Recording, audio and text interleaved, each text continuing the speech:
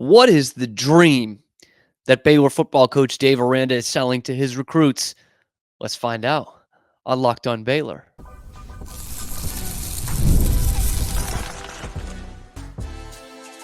You are Locked On Baylor, your daily podcast on the Baylor Bears. Part of the Locked On Podcast Network, your team every day.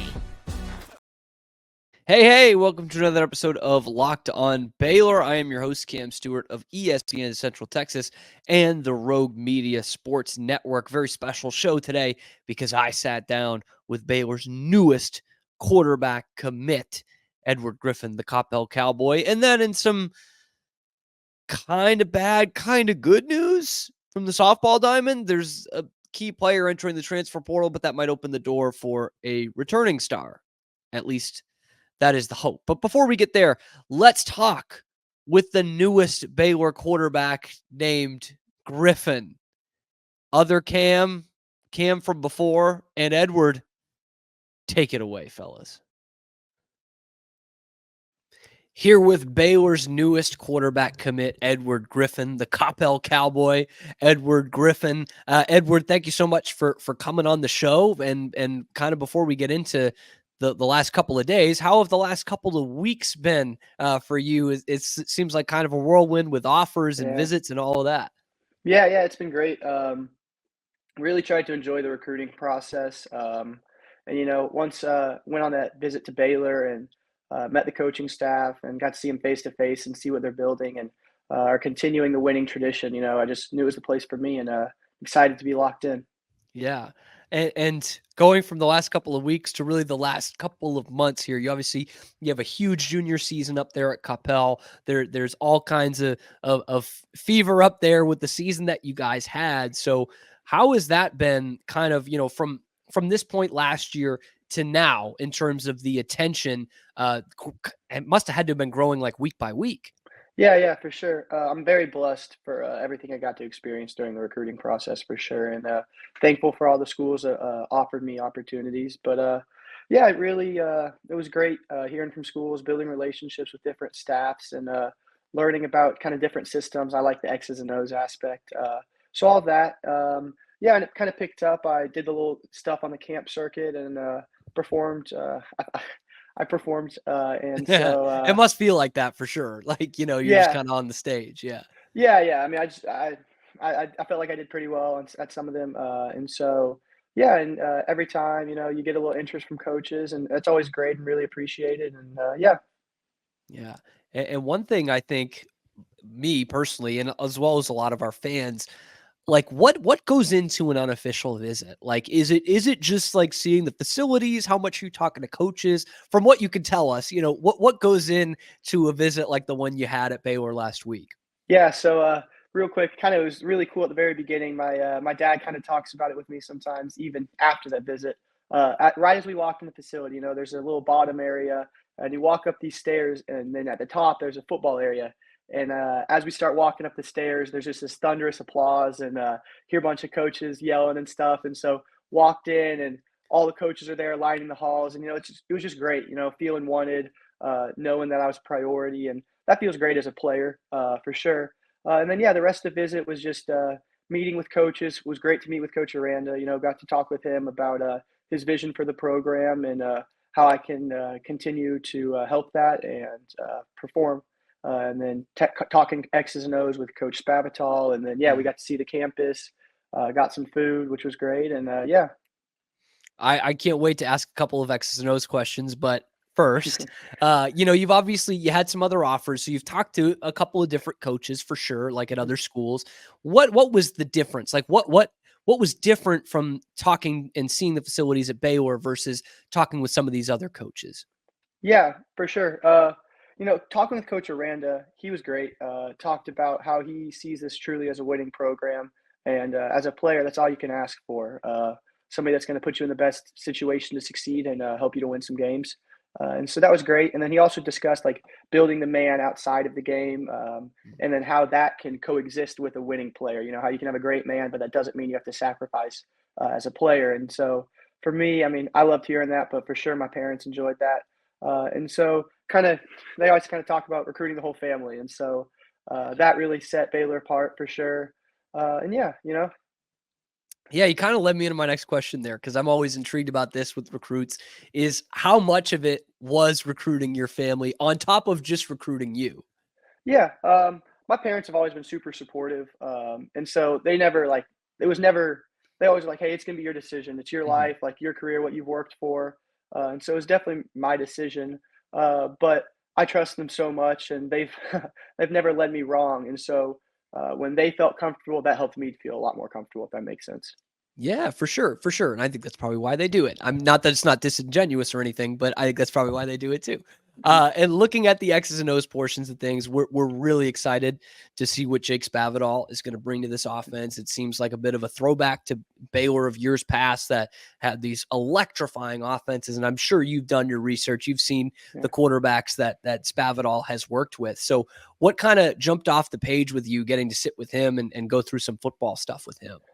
Yeah, kind of how he had answers for everything. No matter we kind of watched game film, and I've watched my own, but getting to sit down and talk with him, and he was like, we would just go through game film, and he would be able to say like, hey, this defender's moving. This is how we answered that, and how he trusts his players to go and make plays, and that was great to hear. And how exciting is that from, a young quarterback to know that this is going to be a fun offense. We're going to throw the ball a lot. You're going to put up a lot of points if it all goes well. And this is a coach who is not only masterminding that, but is really putting an emphasis on the quarterback position more so than I guess most coaches. How exciting is that to go into that system? Yeah, like I said, there's nothing better for a player than a coach that puts you in the situation to succeed. And so knowing Coach Spav can do that for me, and how I can perform in the system, I mean, that's amazing as a recruit, and next or soon as a player for him. And so yeah, it's been awesome, and I'm just really excited to get to play for him.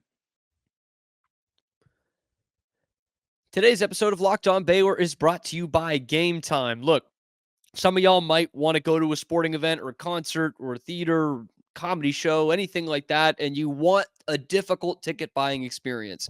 That's great. Don't go to Gametime if that's the case. But if you are like me and you want this process to be easy and you're looking at NBA Finals tickets for your beloved Boston Celtics in Dallas and wondering if you're going to have to sell a kidney to go to Gametime, because what you see there is the all-in price, and they're going to be straight up with you, okay? They're not going to have all those hidden fees that a bunch of other ticketing websites have. What you see on their app is what you get. It's the all-in pricing. You get to see the view from your seats all before you hit, yes, I'd like to buy them.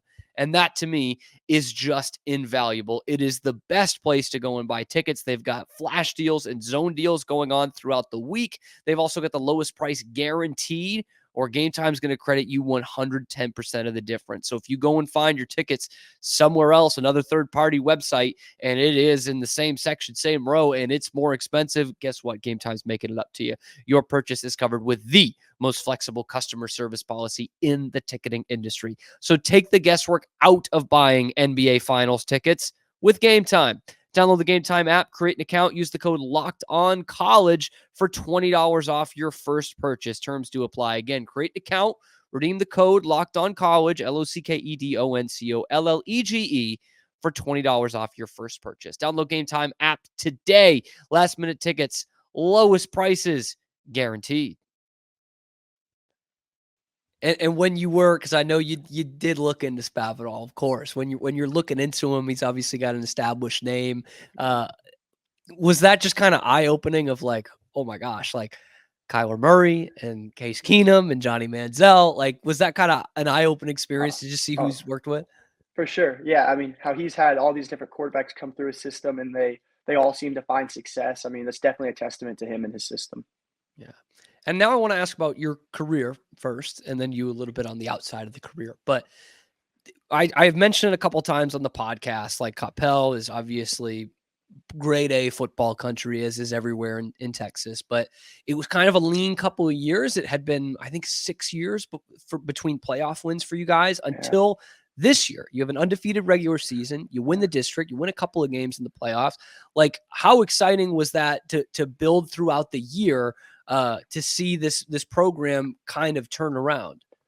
Oh yeah, yeah. It's kind of something our class has always talked about, and then this year talking with the kind of class above us, how like we really could be the year that kind of brings Coppell back to the limelight, and so that was awesome for us having the community show out to the games. Like, I mean, going to the games as a youth kid and seeing that, and then seeing what we got this year, kind of that was awesome.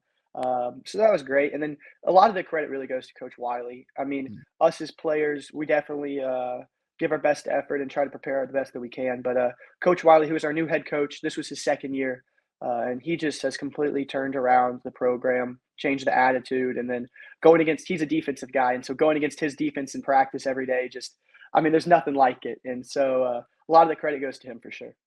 Yeah, and I didn't mean it to sound like you guys had a good year last year too in 23 or in 22, excuse me. But it was coming off a couple of lean years before that. And unfortunately, Baylor finds itself kind of in that situation. So having already done this kind of helped turn around a program at the high school level. What were some of the challenges of that? Were there mental challenges? Was it like getting the right attitude for these guys? Obviously, being a quarterback, you're one of the leaders of the team. So was there any challenges or hurdles throughout that point to, make you guys into a winning program again? Yeah, I mean, the biggest thing for us was just buying into what Coach Wiley was telling us. I mean, he was a great coach, or he is a great coach, obviously. And so buying into what he says, off season was like, I mean, it was an eye opener when his first day of off season. We were like, dang, this guy's for real, And so just buying into him and believing what he said, even though like it was kind of something that we weren't used to, believing that he was going to put us in the situation to succeed. And that's why, I mean, I'm so excited about Baylor. I mean, Coach Aranda is amazing. And so completely believe in everything that he was talking to me about on the visit, and definitely bought into the vision, and I'm excited. Awesome. And we know you have committed to Baylor. We know you've made that choice, but when you were going through this whole process, what were the things that you were looking for from a college football program that you were going to go to, and how did Baylor answer those questions? Yeah. So first, I mean, the relationship with the staff was big for me. These are guys that you're spending the next few years of your life with, and so you got to have them trust you, and you trust them. And guys, with the amount of time I plan to spend in the facilities, it's just like you gotta be able to love these guys. And then secondly, I mean, the scheme was big. When Coach Spav, I mean, obviously, there's nothing better, and so. That was big for me.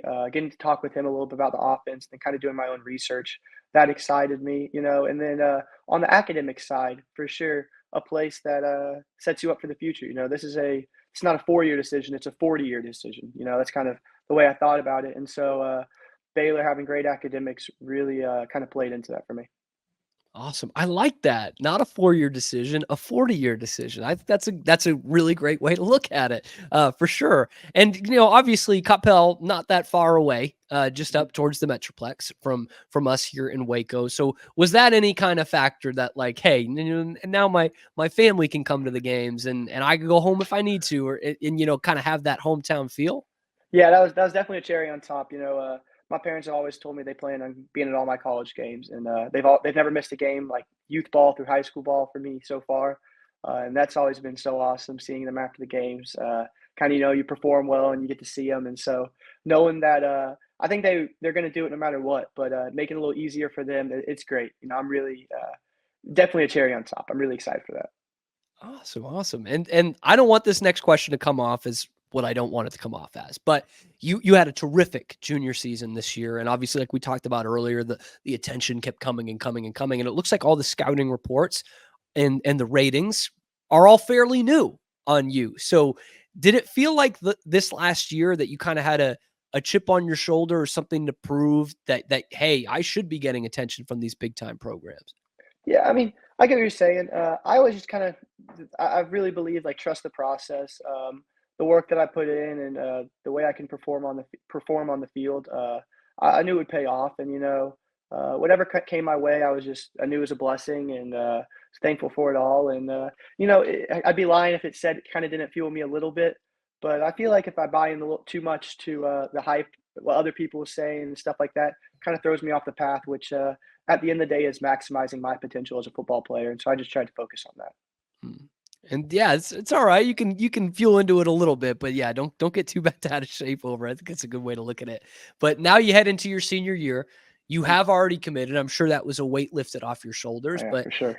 now you go into it and there's all kinds of things going to be coming at you, right? There's going to be other schools. There's going to be, thoughts about injuries. There's going to be all kinds of that. So how do you, like, as you're out of school, you're looking towards senior year, how do you shift your focus to just keeping that tunnel vision?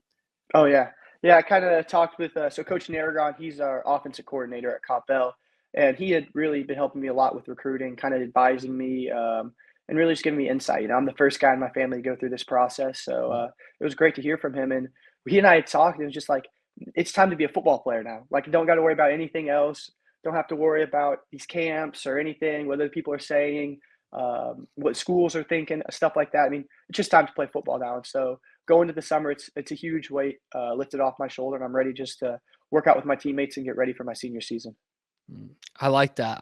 Because you can only have one senior year, by the way, in high school. So take the most out of it. Was that? I should have asked this before, but was that part of your process of, like, not setting a date on it or anything, but being like, man, I would love to find the right place before heading into senior year? Yeah, for sure. Kind of like what you hit on. There was no date for me. For sure, being able to be committed before my senior year was a goal of mine, and I'm thankful that I was able to do so. But really, for me, with the commitment, it was just coming down to finding a place I really felt like I'd be able to fit in and succeed at. And then once I felt that at Baylor, I was ready to commit and get this rolling. So that's really the main focus, kind of. Yeah. Yeah. And you had talked about earlier a couple of times that Dave Aranda laid out the vision for you. You love the vision.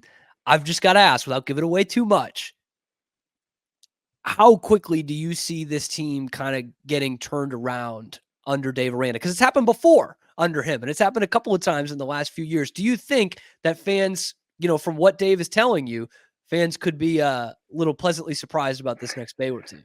Yeah. Coach is top notch. So I'm totally bought into what he's saying. I hope the fans are too, and know that from my perspective, it's winning games. I mean, that's definitely the goal, and what coach is doing, I definitely think that fans can expect that.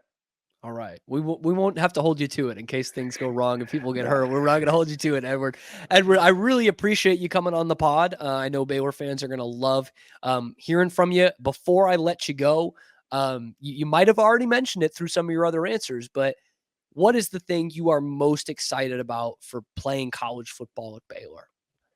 Yeah, just the opportunity to play the game I love at like the next level. It's been a thing I've dreamed about for forever now. I mean, I love football, love winning, love competing, and so getting to play in front of like the greatest fans in college football, in Waco, Texas, it's going to be awesome, and I'm really excited for it. I can't wait. And I do have one more question that I forgot to ask you earlier. I've mentioned some of the numbers throughout the other segments that we've done, over 3,100 yards, 41 touchdowns to 3 picks, if I'm not mistaken, at least in the regular season. What is your game as a quarterback? What can fans expect from you, the quarterback? Yeah. The number one thing I try to focus on is leading the team. Feed the O line every week, preseason, in season, playoffs. So leading the O line, making sure the boys up front are excited about it, and then leading the receivers. Leading the whole team, leading the defense, leading the special teams. That's really what I pride myself on. And then on the field type stuff, I think my accuracy really can set me apart. I've always 74%, by the way. That's pretty good. That's pretty good, Edward. Yeah. Thank you. Yeah. Just getting the ball into playmakers' hands, knowing the system. I try to pride myself on that. Watch more film than anybody is kind of always my goal. And so doing all that, knowing the system, knowing what I'm facing up against, and getting the ball into playmakers' hands is kind of what I try to do and win games. Edward Griffin, your future Baylor Bears quarterback. Edward, I'll thank you again. Thank you so much for coming on, and we hope to catch up with you in the future. For sure. Sick 'em. Sick 'em Bears, baby. Yes, sir. And some news from the world of Baylor softball, as we've covered it on this podcast more than any time in its history with this great run to the Super Regionals. First time since 2017, the Bears had gotten there and obviously fell just short of the Women's College World Series. Also, the last time they went there was the year of 2017, my sophomore year at Baylor, if you're keeping score at home. But they did get some big news this week. Riley Crandall, one of their star pitchers, who was an absolute horse for them at the end of the season, has entered the transfer portal. Obviously, at surface level, not what you want to see because she was key and pivotal for the team this year. But that news came out the same time, or the same day at least, that Glenn Moore, the head softball coach, announced that Dariana Orm is getting her medical red shirt, so will be eligible to come back for another year with the Bears. And we know that Orm is one of the most talented pitchers in the entire country. Through the first 7-inning perfect game in Baylor softball history. I had to make sure I got that stat right. Yes, first 7-inning perfect game in Baylor softball history. She had that a couple years ago. She's just battled some injuries. Basically, Glenn Moore was saying basically every year that she was here, she hasn't had a full off season to kind of work on her game, which is even incredible, thinking, how good her game is when she's been out there at the college level. And so much of her off seasons have been, working back to getting 100% rather than adding things to her repertoire. So that's huge that she's able to come back. And Aaliyah Binford, of course, to be back as well. She was gallant in that postseason run too. So there are some reinforcements coming back for Baylor, but Riley Crandall was just huge for them. And it was kind of Jekyll and Hyde a little bit at the end of the season, but they needed someone out there, and she gave them a ton of innings and a lot of effective innings too. She pitched in 2 of those 3 super regional games at Florida, including a complete game win in the Bears win in that series. She also appeared in all 3 games against Louisiana of their 4 games in the regional out there in Lafayette. So, I mean, you talk about logging big postseason innings. Riley Crandall really gave that to you and gave you a shot to go to the Women's College World Series in Oklahoma City. So, of course, wishing all the best to her in the future for what the future holds for her. But for the future of this Baylor team and for Coach Glenn Moore, they are keeping some good arms in the rotation. In a way, getting one back in Orm, but keeping Binford out there, Aaliyah Binford, who really kept them in that final game against Florida. It was a tough start for Crandall in that one, but Aaliyah Binford came in relief and kept them at bay. It kept the Gators at bay and kept the Bears in that game, unfortunately dropping it 5-3 in the end. But I like the way this softball team's coming back for next year. Glenn Moore raved about this senior class, but I think there are some real good underclassmen that can contribute to this team next year. And you could see them make a run at not only a Big 12 title, but, hopefully make a run towards Oklahoma City. They did it this year, and they're bringing in some talent. I believe they're bringing in an All-American pitcher as well. So that's even more reinforcements coming in. I like the way this team and this program is headed. Obviously don't like to see a player like Crandall leave, but that obviously you don't need me to say it. That's the name of the game in today's college sports. I mean, that's going from football to softball to tennis to golf. Like, it's happening everywhere, and we're seeing it in the world of softball now. Let me know what you think about how the Bears are going to do next year in softball, and whether they can make a run towards that Women's College World Series. And let me know what you thought about hearing from Edward Griffin. I think that's a really poised young man who can throw the football around pretty good against some real good competition up there in 6-6A at Coppell. I think that's going to be fun to watch him. I could see it happening that his stock is going to rise throughout his senior year, like we've seen with some other Baylor commits in the past. Let me know what you think about him, the player, him, the person, what you thought about the impressions of him coming on the show. He was really appreciative of coming on the show, and I'm really appreciative of him coming on the show. And I hope you guys are as well. Drop that down in the comments below. Be sure to like and subscribe. Drop any kind of comment down. Just say, hey, it helps the algorithm, which helps me get money, which is sick for me. If we're being totally honest, we will be back, of course, on YouTube or wherever you get your podcasts tomorrow on your favorite show. And thank you again. I'll thank you another time for making it your first listen today and every day. That show is, of course, Locked On Baylor.